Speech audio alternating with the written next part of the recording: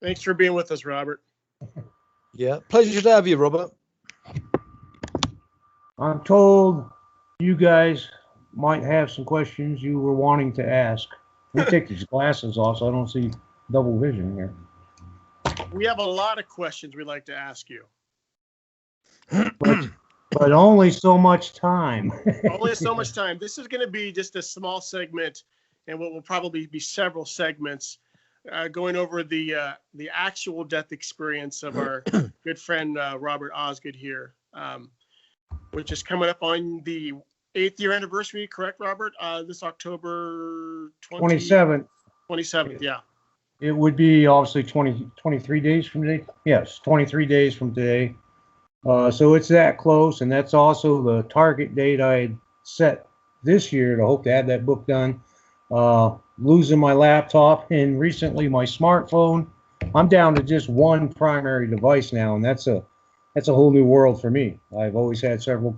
I've got a real old laptop off to my right, but it's basically useless for most things. It's an old timer.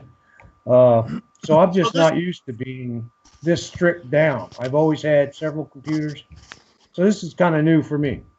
This will be, this will basically be like a auto version of hopefully the book. The book is your book or books are going to have a lot more information in it than we could possibly cover here, but we'd like to at least start to begin to go over exactly what happened in your experience and be able to share that with people, and so they can understand the magnitude of this amazing experience you had where you actually got to meet Jesus himself. So this will just be the tip of the iceberg. It'll probably be several different interviews, but we like people to get their feet wet and understand what happened in the beginning stages of your near-death experience, or as like we like to call it, actual death experience. Well, to really do that, you would have to start at the actual raw beginning.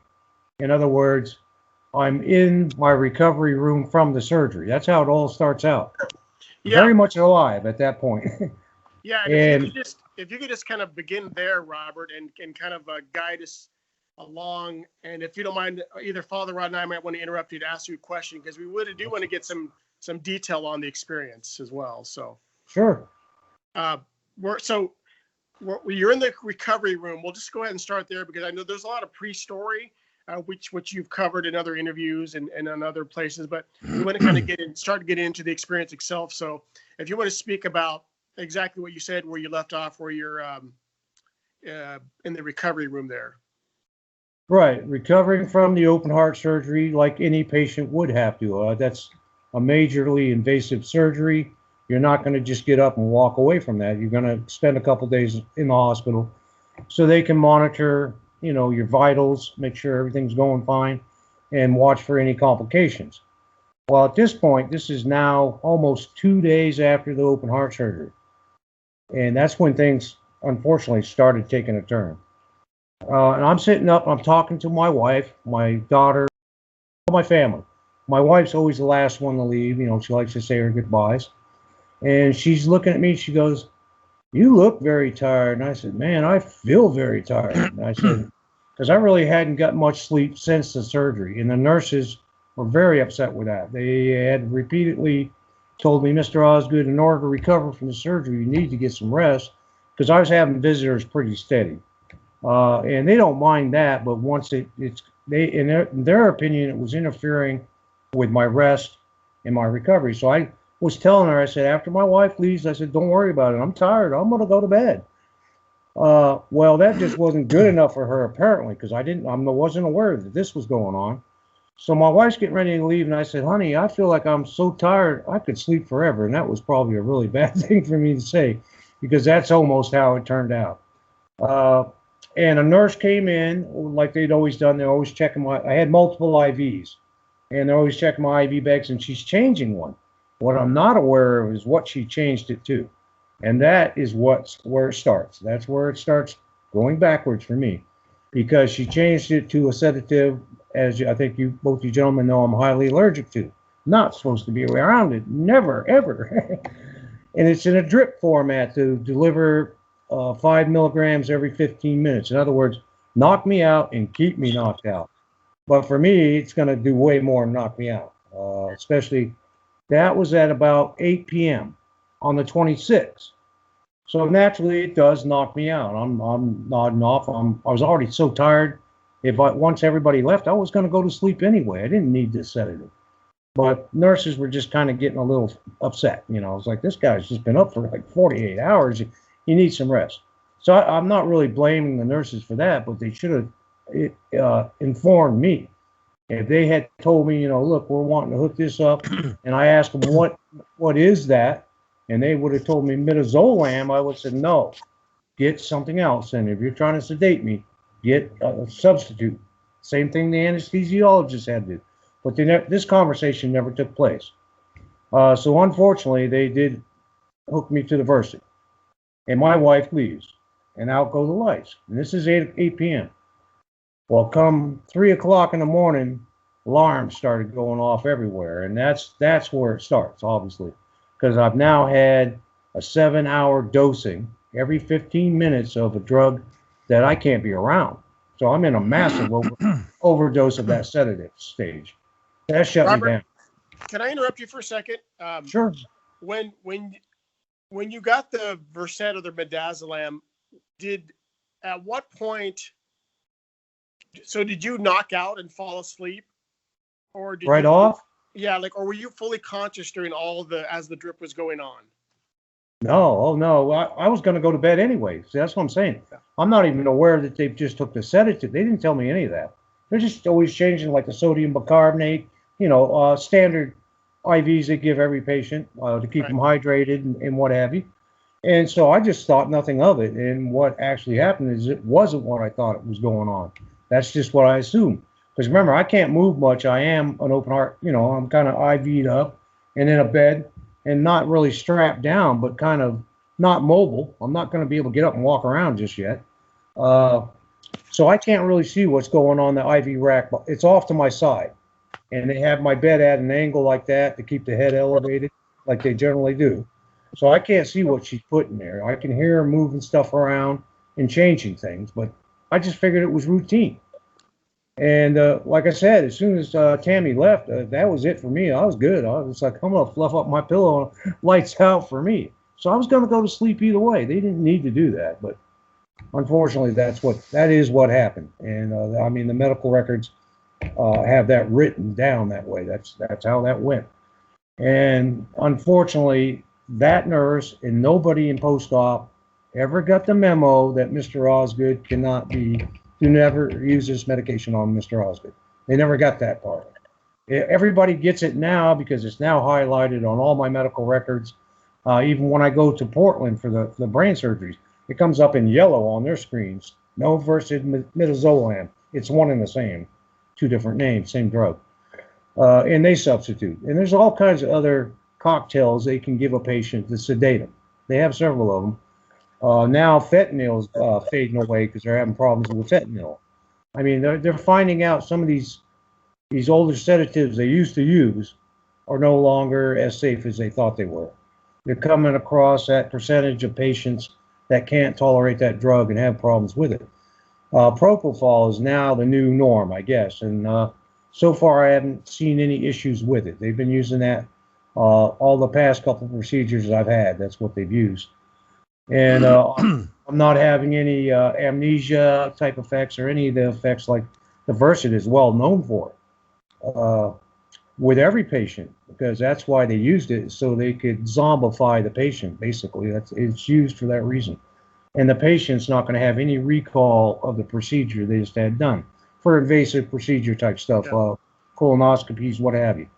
And it makes the patient more or less kind of not a guinea pig, but easy to command by the doctor. Like, move your leg to the right or whatever. And you're going to do it, believe it or not, but you're not going to have any memory of doing it. You're going to do it because you can still somewhat function. But other than that, you're out. I mean, you're out.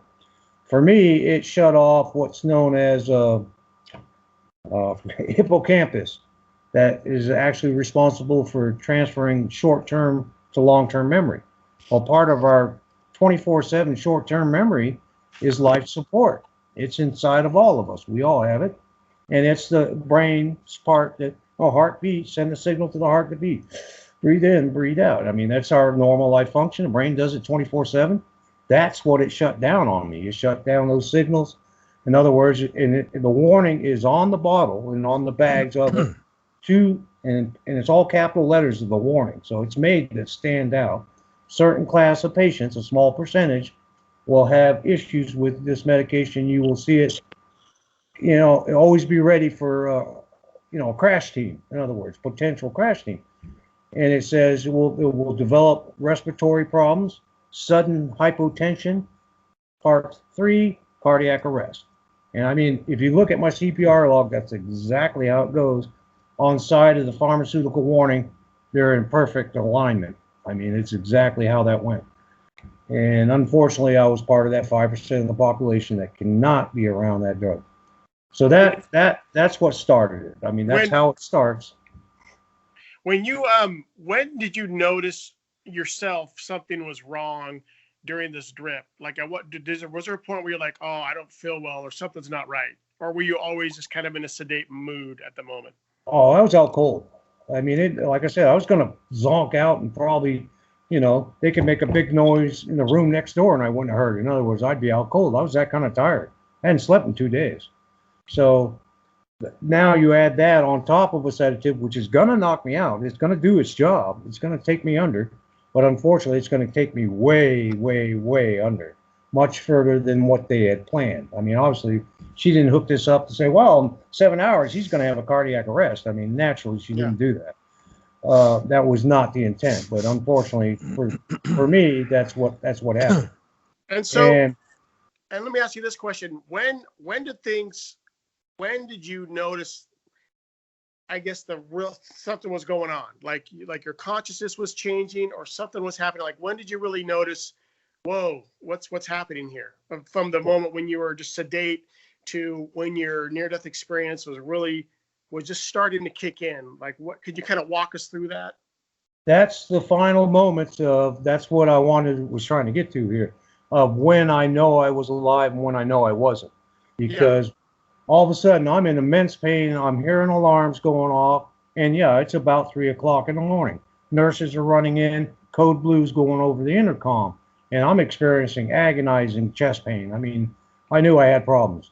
And one of the last things I remember saying, and I don't know if I said it out loud verbally, just in thought, but please, dear Lord, carry me through this.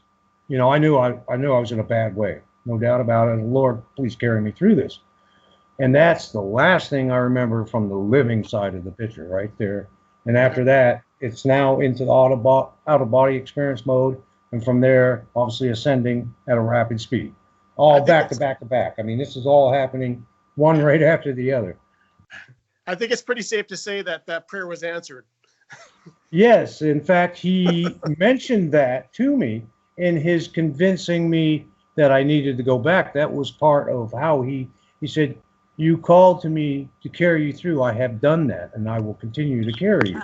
You need to go back, because I'm needed here. There's more for me to do here.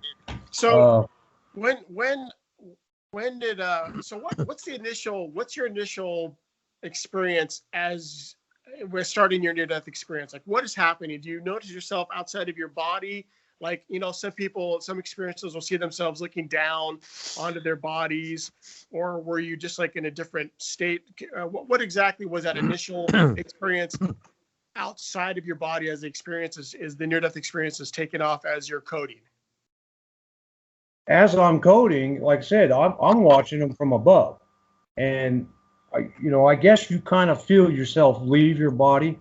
I mean, I can't say I remember actually feeling something leaving it, but next thing I know, I'm hearing the alarms, and next thing I know, I'm watching the CPR attempts, and I'm listening to the doctor calling the shots when everybody's got to, and we need this, we got to do that, and I'm watching that from above. That's what the conversation we had in one of our previous online chats. Yeah. And then you asked me how did you know something was going to change at that point? I said, because all of a sudden now you're moving. I'm no longer watching this. I'm now moving away, or what I call ascending, at a very rapid speed. Are you sitting just kind of like just going straight up from where you were, or did you turn and ascend at a different angle? I don't know if I turned or, right. All I do know is I'm moving very fast. what to me seems like a blur, of everything going past me, and I'm no longer watching what's going on with my body. And, that's when we talk about the tunnel, whatever we call it, with some kind of, you're being transported, that's for sure. Whatever we call it, a tunnel, a wormhole. I mean, I've heard all kinds of different names coming up to try to describe this. I don't really know what you can call it. Someday we'll probably have a name for it. We'll come up with that name. Did you notice anybody or anything else in the tunnel with you? Or did you notice maybe the expanse of the tunnel? Like, what were there, first of all, were there other beings with you or other presences in there with you in the tunnel? And did you get an idea about maybe the size of the tunnel? Did it seem large or smaller, or what? Could you maybe get some more specific about the tunnel itself? To me, that's why I called it a vortex type effect, where like a funnel. And when you're first in it, you're at the wider end, and it seems like it's tapering off, and at the end is that light. You can see that early. And as you're also moving through it, you're seeing other stuff revolving around you, like planets, galaxies, moons, whatever all that is. I mean, you see it as you're cruising through it, and when I say cruising, I mean you're moving. Yeah. I don't remember seeing any other beings at that point, or entities at that point. It's just me. And like I've told you before, I'm standing and leaning forward. In other words, in the same position I was in that bed, but now vertical instead of laying. So if you took me like this, laying in the bed, and then stood me up, and that's how I'm moving through that tunnel. And did you hear any, was there any like music, or did you hear any noise or buzzing or anything, or was it all silent?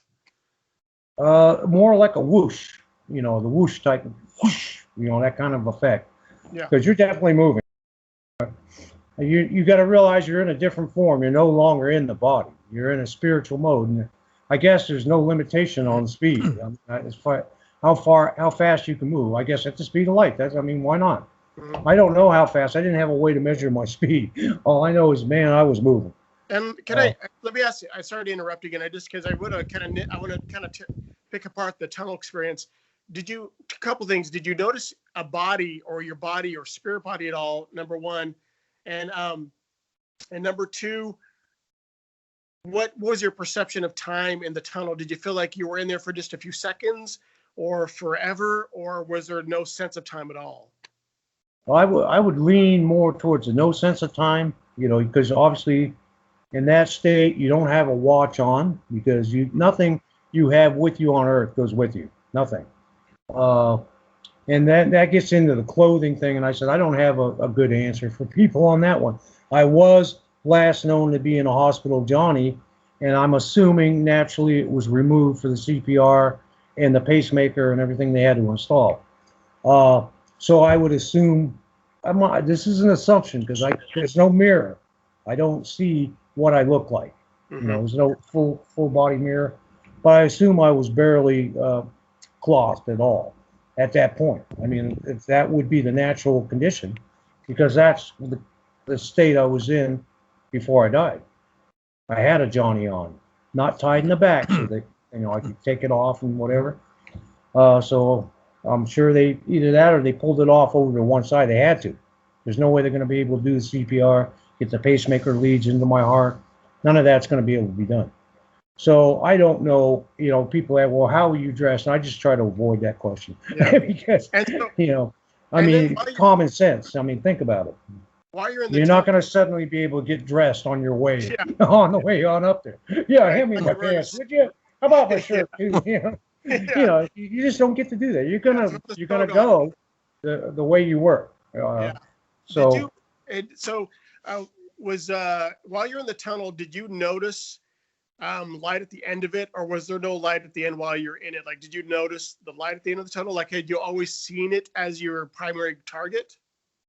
I assumed that's where I was going, and it was always there. And obviously, as you're moving towards it, it's getting brighter and brighter and brighter. The objects all around you, which I assume are planets and other galaxies, whatever that is also, changing, because you're getting now in brighter light. So everything is getting more illuminated as you're getting closer. But like I said, as far as time, because Reverend Whitting asked me that same question. I said, man, I lost all track of time. I have no time reference And all I know is, to me, it seemed like I was there for quite a long time. Obviously, looking at the medical records, I was close to a week in a coma. And I think you guys asked me, well, once the electrical activity was restored in the brain, is that when you came fully back to the body? I don't know. I don't know exactly what moment I came back to the body, because the status I was in was critical. I was in severe critical condition. So I wasn't able to sit up and take notes and say, okay, I'm back in the body at 4:05 a.m. or whatever. So I don't know. What was your sense of being in the tunnel? Like, what were you looking around like, whoa, kind of like in shock, like, where am I? I mean, what was your sense? Like, how did you feel? I was, I guess you could say, perplexed, because I didn't know exactly what's going on. All I know is it was going on, but why is what's happening? I said, 1 minute I'm down watching the crash team, and now I'm wherever I'm at. At that point, I think I have a hair in my mouth. But you didn't feel uncomfortable in any way in the tunnel, or you just kind of felt like, wow, I'm very calm. Very calm at that point. And you feel no pain. I mean, you're pain free. Yeah. And so did you know instinctually somehow that I'm going to that light, I got to get to that light, or that's where I'm heading? I obviously know I'm going to that light point at the end there. Was that kind of something you knew instinctually? Yeah, that just, it's just a logical assumption at that point. You're moving in that direction. That light is getting closer and closer, brighter and brighter. And the scenery around you starting to fade, because you're approaching your destiny, where you're going. I mean, and that was, at that point, it was becoming clear to me. I'm going somewhere. I don't know exactly what's going on, but I'm gonna get there. I mean, there's no way you can't draw that conclusion. I mean, once you're doing that, you're going somewhere. I mean, we can all assume right now, maybe you're going to heaven. At that point, I don't really know for sure, because that was my first time ever doing this. But that was an assumption in my head. Well, what's happening? I don't know. And next thing you know, you arrive. I mean, and like I told Lee, at the time in that tunnel, to me, seemed like at least 5, 10, 15, 20 minutes, at least that, at very high speed. In other words, traveling a very far distance. That's why I think it was quite a ways away. Wherever we went, I don't know. Maybe it was fairly close. Could be possibly exceeding the speed of light by powers, like magnitudes, probably. I mean, speeds that are unheard of. That's quite possible. I guess we won't know that for sure until we can find some way to try to record it, measure it, and all that. And I don't think we're ever going to be able to do that. I don't know if that technology will ever exist for us to do that. Father Rod, I'm sorry, I'm not trying to, did you have any questions, Father Rod, you wanted to ask Robert, or? Let me take a restroom break real quick, though, okay? Yeah, absolutely. Yeah, this one. You said you were seeing planets and various other things. Oh, I've often wondered about the black holes. Do you think it's possible that what the tunnel is was sucked into the black hole? I think he went to the bathroom. He'll be right back. Oh. Yeah. We're going to have to edit that part out. That's fascinating, hearing these tunnel experiences, just the tunnel itself. Yeah. I've often thought of the black hole when people say they see planets. Yeah. This black holes are very, very mysterious. And they would fit with the tunnel being pulled through in a non-time dimension. Yeah. I think they're exceeding like speeds that we can measure by far. Yeah. Absolutely. It's a very fascinating to hear Robert's take on his experience, because he's so objective about everything and very matter of fact. He just tries to tell it how he experienced it. Yeah. That's good. So, and I've heard that before from other people about the position when they're in the tunnel. They're kind of leaning forward a little bit, like that. Yeah. I've also heard of people saying when they were going through the tunnel, they saw like caverns to the left or right with Yeah. other beings in them. Yeah, I've heard that too. Yeah, it's Yeah. fascinating. I even It read is. somewhere where there was like animals with them in the tunnel, pets. and Yes. everything. Yes. Yeah. Yes. Yeah. And I've also heard of cubes, people being in cubes. Have you read that? No. Yeah. Oh, fascinating. Which is interesting. All Yeah. right, here's Robert. If you want to go ahead and ask your question to Robert again, it's I think it was a pretty interesting Yeah. question. Yeah. I'm ready. Go ahead, Father. Okay, Robert. Yeah, Robert, you said you saw planets and various other stars and so forth. You're moving through there. Do you think it's possible that the tunnel you go through would be like one of the black holes? Well, that's what I've seen it described online, and I really couldn't argue it. Yeah. The wormhole, black hole type effect. Yeah. Yeah. And the only way we're ever going to know that is if you could leave the body with a camcorder, with you, so you could record it. And they just don't allow cameras, I'm sorry, or microphones, or any kind of recording device. No photography. Yeah, because I'll tell you, Yeah. that would make a wonderful video to be able to record the actual. I mean, and just think of how many billions of people would love to see that video. Actually recorded live to heaven and back. I mean, that would be. We'll have to have a word with Sampania on the Aware project and see if he can fit people up with cameras. Yeah. I know they are doing more tests. I think Parnia's isn't he one that's doing all the testing? Yeah, he is. Yeah, they're doing Aware 2 now. Yeah, the Aware and Aware 2. Yeah, I think they're into Aware 2 now. Robert, let me ask you this question. As you're getting closer towards the end of the tunnel, are you noticing anything different as far as like just your sensations or what you can hear or see as you're getting closer towards getting to the end of this vortex? What's going on exactly? I'm slowing down. It's a gradual slowdown, and that light is now starting to encompass everything ahead of me now. In other words, I'm moving into the light. And next thing I know, I'm at a standstill. I'm at a stop. I'm standing in heaven, as far as I can ascertain now, working backwards. And a gate opens, what they call a gate. I call them massive doors because these were huge. Okay, I want to stop you right there. First, because this is amazing. If I could just kind of delve into this a little bit. Can you see behind you the vortex you came out of, or are you just out of the vortex? I'm leaning forward the whole time and pretty much in that position, so I never turned around. Okay. I'm still looking ahead because I'm amazed at what's going on in front of me. Can you tell me? At that point, about this massive gate you saw? Try to, like, if you give some detail, tell us about the gate. I know we're going to probably go really hard into detail on this ADE because it's an amazing experience. But tell us about this. It's on this map, and you've seen it, Eric. You're one of the few people that have actually seen that rough draft. And I don't really want too many people to see it because my art skills do not exist. And it's just a sketch.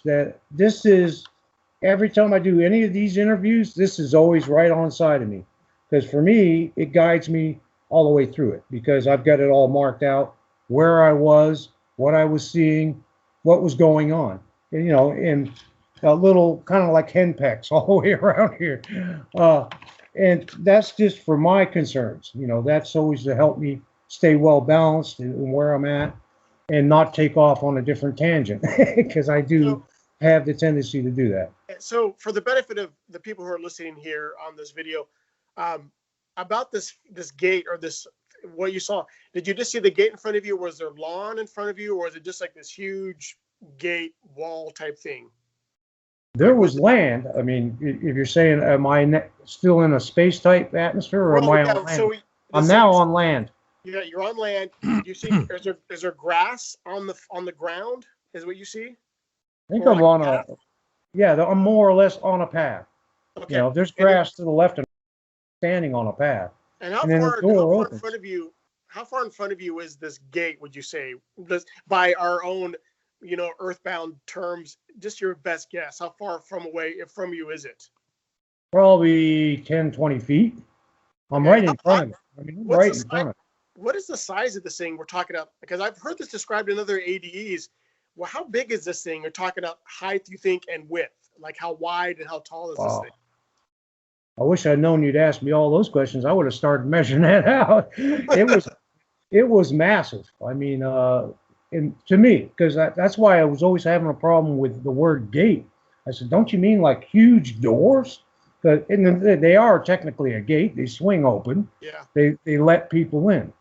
But I mean, these are doors. They're like a pearly white, shiny pearly white, and especially in that kind of light. Because remember, it's very bright right here. And So it just swung open. it's like a pearly white type of a substance or color. That's the color. I mean, I don't know if it's made out of a pearl type or granite. Was it like a solid? Very beautiful door. Was it a solid gate, or was there like filigree in design? How did it look? Like, can you describe its appearance? As a big white pearl door. I mean, what do you mean appearance? How can I better? I can the shape. Did it look like it was made of bricks, or was it just like? Was it like a gate, as in like iron, like rod columns, like you could open, or like its general appearance? They were, like in a cowboy western movie, and they go into the saloon. They go through those swinging type doors. Yeah. They were shaped like that, but I mean, not the small things you see in the movies. These are huge, but they had that kind of design as far as the shape. Gotcha. And when they're shut, and when one opens, it's open. I mean, it's that simple. So I don't know if in other words, when it's shut, if it's locked shut. In other words, no entry unless we let you in. I don't know. But that's how it was like a pearlescent type of a color, like kind of pearly, the whole. I guess we, as in the electrical world, we have so many different whites. It's kind of what we call off-white or cream white type color for light switches when you want a different type of white. Yeah. So it's not pure white. And that's why I used the pearl type analysis there, because it was that kind of color, shiny, beautiful. I mean, very pretty doors. I'd like to have some at this house, but it's not that big. How tall do you think it was, and how thick do you think it was? To me, it was huge. So I would have to say, well, I'm sitting here now looking at a huge door, probably 20, 30 feet high. I mean, very big. Yeah. A lot bigger than me. Okay, it made me feel small. I'm almost 6 feet. So it was bigger than me. So at least it's up there. I'm looking up towards the top of it. And that's how I can see that design. Like I said, the cowboy western type design. And as it's opening, you hear it. I mean, you can hear it too. I'd say probably maybe a half foot thick at least, maybe more. That would be my best guess. I didn't have a tape measure. Let me measure that. Yeah. Did it open outwards, or did the doors open inwards? In. This went inward, and it was the right side door. The left side door, I don't remember it moving at all. Remember, these are two doors, two gates. So the left door stayed stationary, and the right one swung open. I walk in, and who do I see? Well, you already pretty much know that answer. Jesus, standing there. He's there to accompany me, to greet me, and wow. I'll tell you, I'm in awe. I mean, I'm in awe at that. And his first words to me, welcome. But he goes on to explain what's happened. He gives me a quick summary. You're not supposed to be here. There's been an accident. It's a mistake. In other words, you're not supposed to be here. We more or less making it very clear to me that I wasn't expected. It's not your time, because in the book you have, like Father Walton, I brought that up last time in the full recording about time. Everybody has a time, and I don't think what few NDEs I've listened to, because I don't follow them and keeping my promise, but I do hear little clips and pieces. Not a single person didn't say that. They all said the same thing, and I fully agree with them 100%. You're going to be told it's not your time. You're a temporary visitor, okay? And you're having that blessing of being a temporary visitor there, especially where you get to come back and talk about it. And he's trying to make that clear to me right off. You know, So let we me ask weren't you this. expecting you. Let me ask you this, Robert. When the doors open and you see him standing there, did you know who he was right off the bat? You're just like, wow. I mean, did you know, or were you like, I think I know who this is. I'm pretty sure. What was like? I mean, I can only wrap my head around the magnitude of what you saw here. It's so amazing. You have a gate of heaven open up inwards, and Jesus is standing right inside. I'm assuming right there, maybe in front on a path, right as the door opens, and you see him there. I mean, just can you walk us through? What were you feeling, or what was going through your mind? Did you know, or I mean, what? Maybe Well, kind of elaborate on that. I've had some of the local people and everything say, did he introduce himself? And to me, I do have a hard time grasping why people would ask me that, but it makes sense. I mean, because a lot of people introduce themselves. And for Jesus to have to introduce himself, you just know. I mean, if you're standing next to our Lord, you're going to know it very quickly. And that's how I came to that conclusion very quick. I mean, this man is who he says he is. There's no doubt about it. You just know. I mean, you know it in every fiber of your being, and then at that point, you're in a spiritual format, and you know it in every form of your spirit. You know what's going on. In other words, if it had been a guide or a family member that came up to greet me, you're also going to know that. You're going to know that it's not our Lord. That's not Jesus. That's a guide, or that's my grandfather's accompanying us here. And I have heard some NDEs talk. You know, that's who they saw. And everybody says, well, why did Jesus meet you? And I said, because I called to him just before I died. It was one of the last things I said in his name. And he had obviously knew I was coming, and he wanted to be there. This is my theory. I mean, I didn't get to ask him all this part, but it makes sense to me that he wanted to be there to greet me, to tell me that, you know, this wasn't supposed to happen, you know, that what happened to you was not part of the book. You know, it's not written here. You're not supposed to be here for, 10, 20, 30 more years. This is not your time. That's what was clear to me the way when he was first meeting.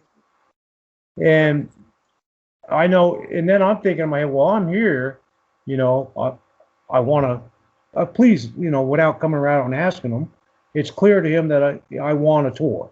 I want to see what I'm temporarily visiting. I'm here. I'm here. You're communicating through, like what they say, like telepathy or spirit to spirit, correct? It's high speed. It's very high speed communication going back and forth. Yeah. And everybody asked me, you mean there was never any spoken words? Yeah, I heard spoken words, and at times when he's trying to emphasize something, you hear it.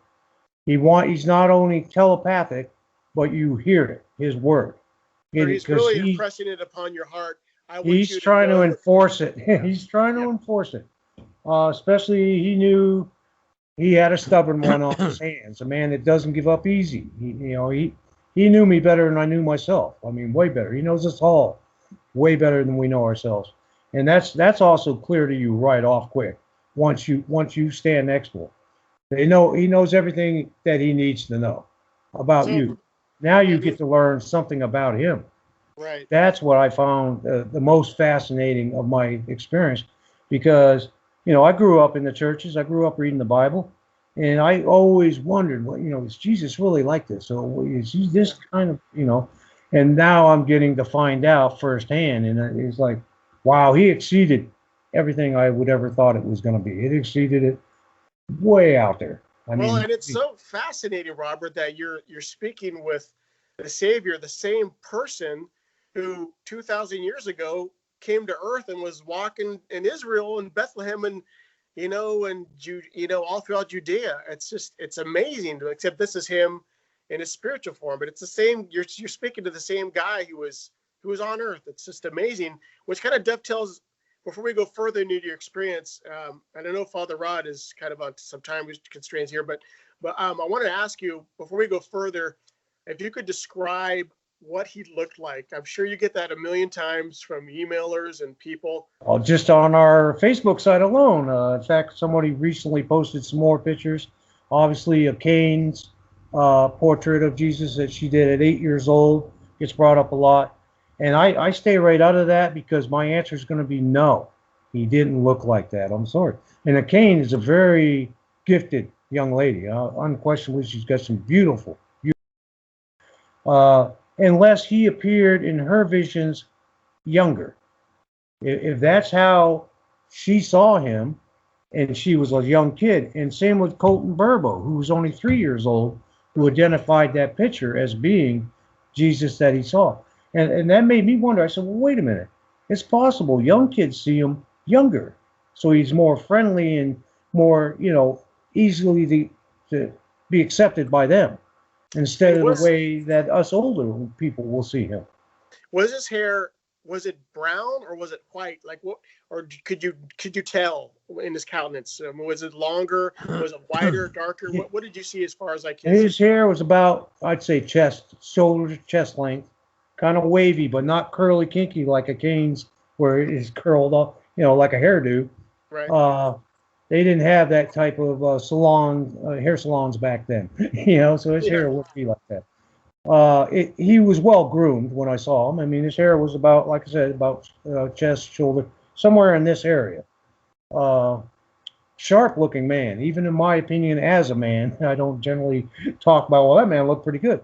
But I have to in this situation. He's very sharp, very good looking man. And his hair was it dark like a Semitic man's would be, or someone from where he hailed from on earth?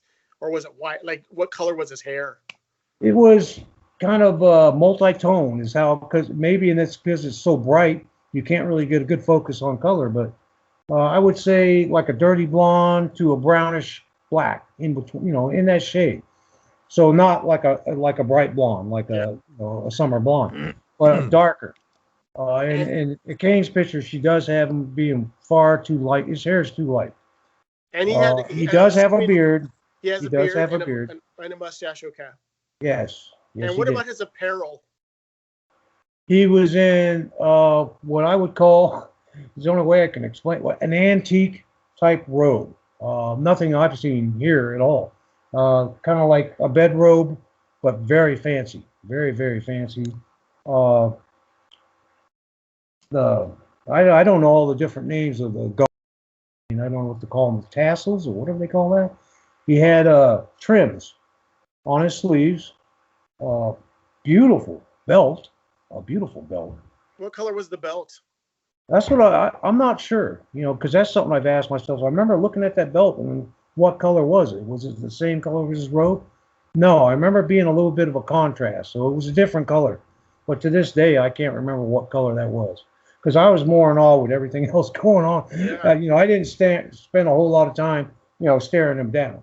I got a good look at him, obviously several times, but I didn't just stand there and focus on him, because he's showing me all kinds of things here and what's going on around there. And it was making it clear it's very important for me to follow him and watch with him what's unfolding.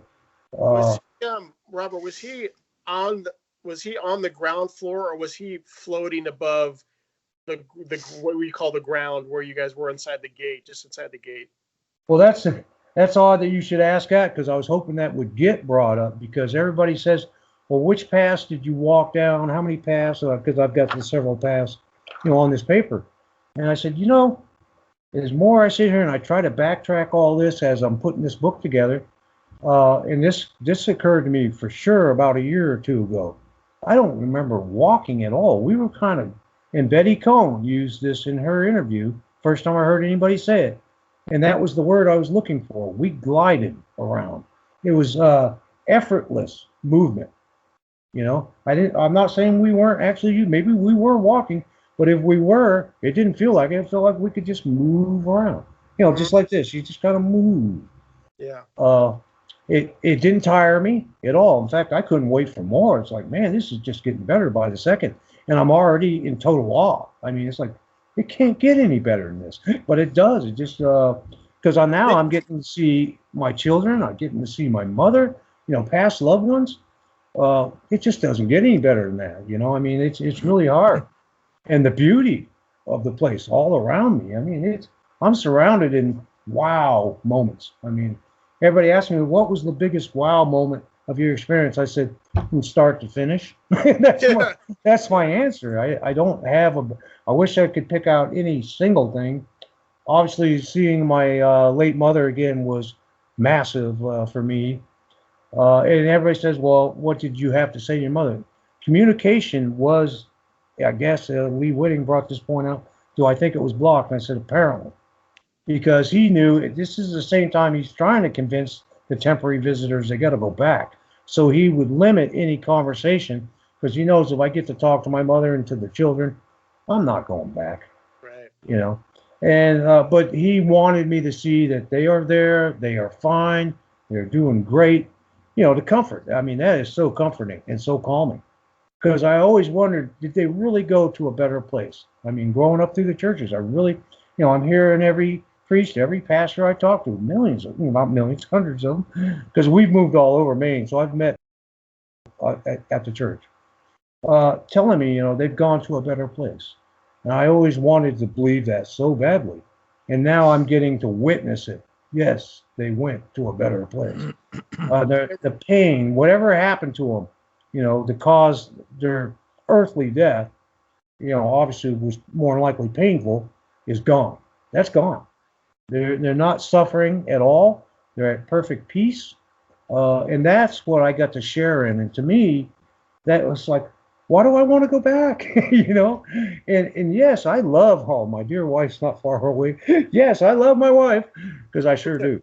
And all my family and all my good friends. You guys are fantastic. I love chatting with you. But I'll see you again. You know? Come back. I know that my body, my earthly body, has just died from a tremendous amount of pain. You know, it's like, I don't want to go back to that pain and agony and suffering. I want to stay here. So he's got a stubborn man on his hands. It's going to be hard to convince he's got to get back. And that's why my experience lasted so long and got into so much detail, because he was working on me. He was working me. Without about it. Robert, I know how you are. He probably had to pull out the big guns for you, no doubt about that. No, he's very good at what he does. Obviously, he's you know, we all talk about the love. That's one thing. If I heard them saying they've been in heaven, they've come back, and they didn't bring up love, I was going to shut off the interview right there, because that's one thing that is super dominant there. You know, if you don't come back and talk about love and compassion, then I don't want to hear any more of your interview. I'm sorry, something went wrong there. I don't know where you went, but I don't want to know. Before we go further into your experience, because we're really this is fantastic. I mean, your insight is amazing. Real quickly, when you after you went in and you saw Jesus, you were able to take him all in, and he welcomed you. Did the gate shut behind you, or did it stay open? I don't know, because we're now moving forward. Okay, so you're moving forward. Yeah, I don't know, and I heard it open, so I would thought, you know, I never even thought of that, but now you bring that up, I thought, why wouldn't I hear it shut if I heard it open? So I didn't hear it shut. So I don't know if it stayed open or if it shut as soon as I came through. I don't know. I'm too busy looking forward. You know, not what's behind me. It's back there. I'm here. Yeah, when you came forward and you saw him and you went through, this is all like just the preliminary. Did he embrace you, or did you just say hi to each other? Did you shake his hand? Was there like a high five? Like, was there any sort of like a salutation with one another, or was it just like a spiritual bonding? There was a quick hug, very, very calming. And that's when he basically had to show me what he had to show me. And he was trying to emphasize that he wants to show me this now. And that was the first path. That was my children, my 10 children between the two of us. We each lost a child before Tammy and I met, plus the 8 that we lost together. And he wanted me to see, because that's something obviously that's eaten at me since 1976. So that's been a long time I've carried around. I wonder what happened to those children. And now I get to see them, you know, and I'll tell you, that moved me in ways I can't even explain. Because I know I've watched my wife weep from all the children she lost. Now, I understand that pain all too well. I mean, in 1976, I had to carry my dead child on a military Air Force base for disposal. It was a miscarriage. And I'll tell you, that's something as a young, at that point I was 17, 18 years old. I had my heart broken very, very early in my life from a tremendous loss. So once you get there and you see all your past loved ones, and especially these children, that is a feeling I can't even put into words. I mean, it's incredible, incredible. And then, you know, he's still talking. He wants you to know that everything's okay with them. Everybody's fine. Everybody's great here, because they were. And, you know, now you need to go back. But there's more. Yeah. He's not going to give up on that. Trust me. Yeah, you need to go back. And you're thinking, you need to go back? What? I don't think so, right? I know Father Walton's gone past his time, and did you have any questions, Father, you wanted to ask Robert before you had to go? I know that we're gonna probably have to. Yeah. In fact, yeah. I'm going out of sequence now, obviously. But did he show you anything about the history of Earth? I don't mean personally. You know, with the history of where we're going. Was there any sort of point where he says it's going to be like this in 20 or 30 years' time? He gave me the future of my life, but as far as the world itself, talked about change, you know, and we're seeing change going on now in all directions. Yeah. With everything that's been going on, and there's been positive aspects of that and negative. Obviously, there's always a positive and negative. There has to be. Hopefully, more positive. Though obviously, I think we all would like to see a lot more positive. And right now, I'm in deep prayers for our president of the United States right now. That's very much. And the Prime Minister of the United Kingdom already had the COVID and was in the ICU for several days and has recovered. Right now, it does look like our president is in good recovery, doing quite well at latest updates. Excellent. So obviously, that's bothering me. I'm praying very deeply for him and his wife, and the 8 other people on his team that also all tested positive. Quite a few people got hit with the virus all at the same time. And we're praying. So we're praying here in the UK as also. Yeah, because obviously this country has never lost any commander-in-chief this way, and I don't want to see that happen at all. I mean, it's not. Everybody says, well, he's just very pro-Trump, and I said, well, I don't want to see any president, you know, have this. If that had been somebody I wasn't a fan of, I would still pray for them, you know. Just because I don't like some of their ideas or their ideology, I'm going to pray for them anyway. I don't want them to see them die from this virus. Exactly. So you know, as far as people listening, it doesn't really matter your political stripe. Please pray for this president, whether you're a Democrat, Republican, left or right. Put that aside, man. You have a man with a serious disease. Help him pull through, and that is what's happening in large groups. That is happening. Even some of the Democrats expressing their kind words and prayers for our president. People that were on the other side. And to me, that is the right thing to do, no matter who you are.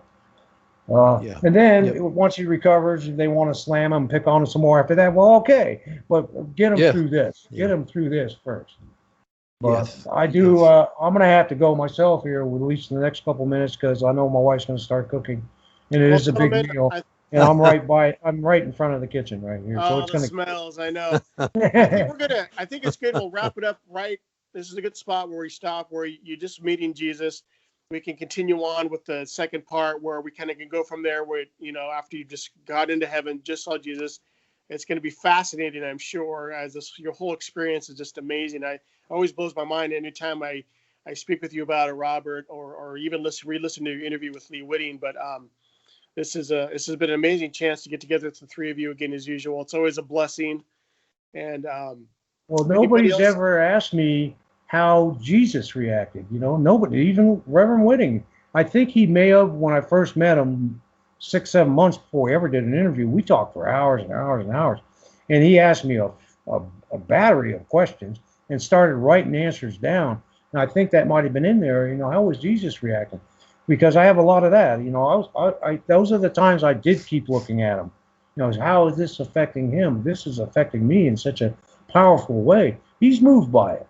You know, and that kind of amazed me. You know, to see that genuine emotion in his face. You know, yes, he truly cares. He truly does care. And so he was happy. He was happy to see you there. Please. But at the same time, he was knowing like you can't stay. But boy, it's so good to see you, Robert. You know. Yeah. He used the word pleased quite a few times, referring back to me. Pleased with the path that I'm on. You know, stay on that path. He knew that I'm human. I'm going to make my mistakes. He looks past that because everybody has. And it's what we do from there forward. And so I'm trying very hard. In fact, I start every day off staying focused on the path I'm on. And I still got a lot to do. I still got to get this book done. And that is running behind, but it's still a work. I'm working on it. It's going to get done. It will get done. Absolutely. You got a lot of people praying for you, and you got. I'm sure Jesus himself can help guide that process. So it'll come out when it's going to come out, and not a day sooner or a day later.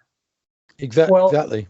I'm still going to hit that target goal of rough manuscript completion of October 27th, which was my goal. And I still look like I'm going to hit that. Then I've got to fine tune that once it's done, but it'll be done because I'm approaching that area now. So it's coming back together. If I hadn't lost that other laptop several months ago, I'd be done. But it is what it is. I started it back over. I'm rewriting it. I'm not as comfortable as I was the last time because that last version of my book, I'd already edited it hundreds of times, you know. And I said, I don't have the time to self-edit. You know, Lee Whitting is the editor of this book, and he's had that occupation for decades. I trust him. I know he will do well. And then from there it goes to my daughter, who's now a teacher in Texas, as the proofreader, final proof.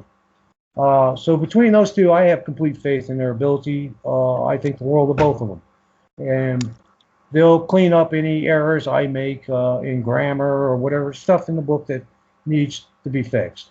Because I'm trying to put it together at a much faster speed now to catch back up to where I was, you know. And I'm getting there. So it's coming. So it will still be done by the end of this year for public consumption. Whether they go into the RKO Electric site and read the PDF files, or they go through whatever, Amazon, whatever, to get the book. It'll be there by probably in book form, not until early next year because of publisher delays and what have you.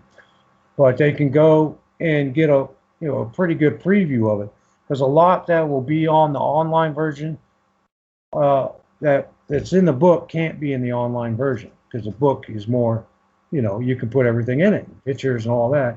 In a PDF file, you can only put so much.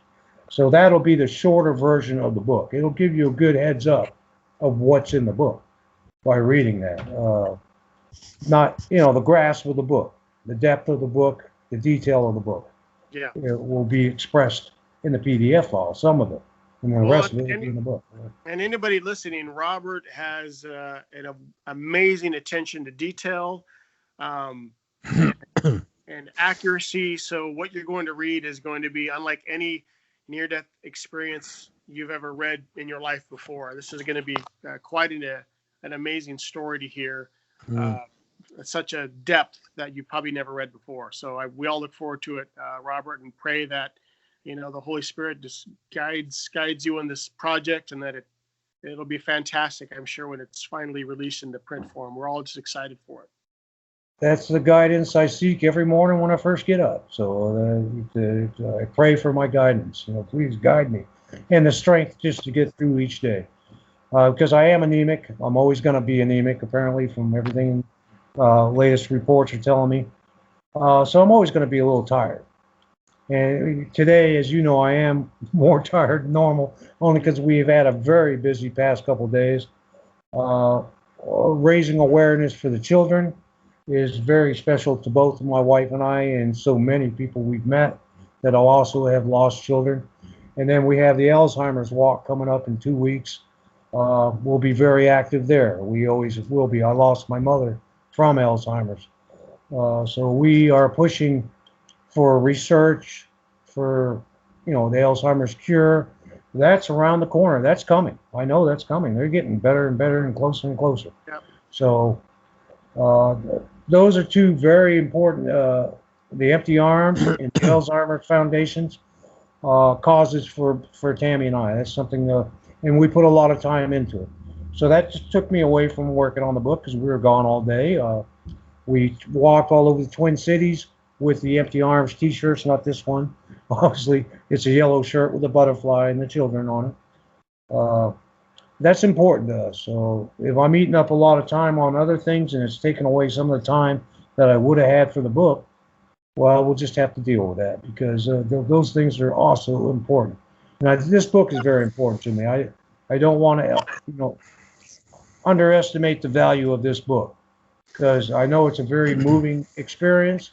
As long as I take that and put it on paper, it will move a lot of people, hopefully up. Oh, yes. Countless. And that's my goal because I've been successful at doing it locally, but that's verbal. So now I've got to take it from a verbal and put it into a written. And that makes it a tiny bit more difficult, but if you try hard enough, you can get that in there. That's right. So the written word can lift you up just as well as the spoken word. And that's it gets tricky there, but that's what I'm when I go back through editing it, I'm trying to get it a little more, so it catches you right here. Yeah. I know it has I have mine. no doubt It catches me. Yeah. I have no doubt that will definitely catch a lot of people there, Robert. It'll be fantastic. For sure. All right, gentlemen. Well, I say it's time for me to hit the stop recording button. All righty. It's been a pleasure talking with all you three. I love God being bless here you, with Robert. both you men. I love you guys dearly. Yeah, we Take love the you best too, care, Robert. and God bless. God bless you, Robert. God bless you. And I God will. bless. God bless, Father. Enjoy that meal. God bless you, Eric. And we're praying for the cat. Thank you very much. All right. We'll talk to you gentlemen later. Night. God bless. Here. Thanks for being with us, Robert. Yeah. Pleasure to have you, Robert. I'm told